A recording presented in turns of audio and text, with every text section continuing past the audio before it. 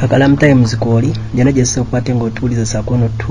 n'otusharinga otugoberera okusubscribinga okukomentinga kubuuzaako n'okukwalirizaako nze KAKALAAMU the answer. Njagala okubuuzaako ku mikwano gyange nga ba Ann Kwagala, Mugagga Lilian, tulinawo Michelle Doreen, mwena mbabuuzaako Sylvia Laba ngeza kubate nga followinga wano mugeza kwate mu commentinga mwe bali kwate nga mutuuliriza mu ngeri omubi endala sako n'okwata mugoberera ensonga buli gye tuba tuteekayo. Olwaleero njagala osooka okusaasirako okwo ku bantu mwenna abayisiddwa obubi baganda batufunira mu Dubai batufunira mu UAE eyo. Nyamawulire gengeza kwate nga nfuna nga bagamba nti abaana banaatera okudda ewaka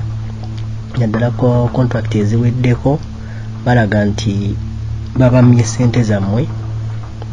abamu batandise bawa obutwa, abamu babatutte ku poliisi, abalala bakubye ebiyisoyiso. So bigeza kukwate nga bitambulaawo. Njageza kukwate nga akolako okunoonyerezaako okwenjawulo tusobola okukwata tutegeera ki ekituufu ekigenda mu maaso mu UAE kuba mu nsi z'Abawarabu ezo naddala ku baana mmwe abaana baffe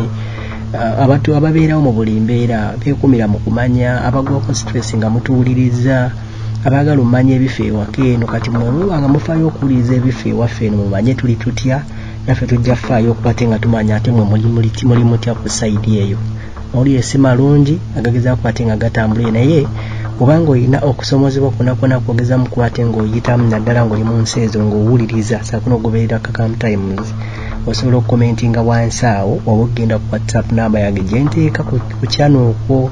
eya MTN. Yes, osobola ogi whatsappingako n'osobola okukwate ng'ombuulira in case ng'ofunyeemu obuzibu ne bakamaabo obanga yokuwamu ku victim gwali mu kuwonyaabonyezebwa contract ebadde egenda kuggwako naye nga tanakukwate ng'ofuna buyambi oba tanakukwate ng'ofuna ssente ofaayo okukwate ng'omperezaako ku message awo naye nja kufaayo okukwate nga nkuddira tusobola okukwate nga tugatta ku ddoboozi lyo ofune okuyambibwa mu ngeri omu oba endala. Bwe tugattako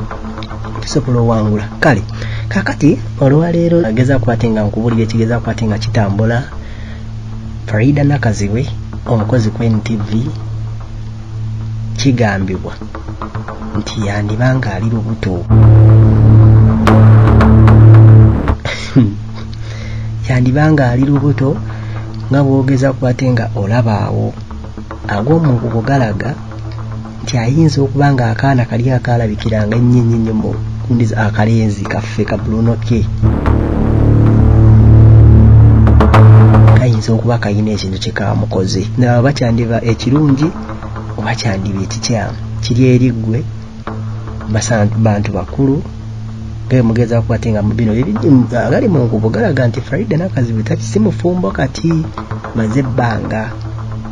n'omusajja we oli Sali baayawukana kati olubuto olwo terusobola kubanga lukuse bukusi. Omanyi omuntu wabanga yazaalako obanga amanyi akola ku gym kiba kyangu nnyo okukweka olubuto nti ebiseera ebisinga terugajjanga ziri endala kuno si kukkuta batugambye era agali mu nkubu naddala agafuutuka ku NTV nti omwana ttu oyo yandibanga ali lubuto lulala wuuyo olubuto era mbu akalenzi ka bulunoke kali bize kali mu kunoga muyembe kali kunoga buyembe kali mu kumuleetera ku buni kyayoya kye kaleeta bagamba tunaabiwulira tadduukirira nduulu mu mbeera bw'etyo ekinaavayo kyonna kasita oli ku channel eno atakumira mpeera ku nkumire. Bye bye.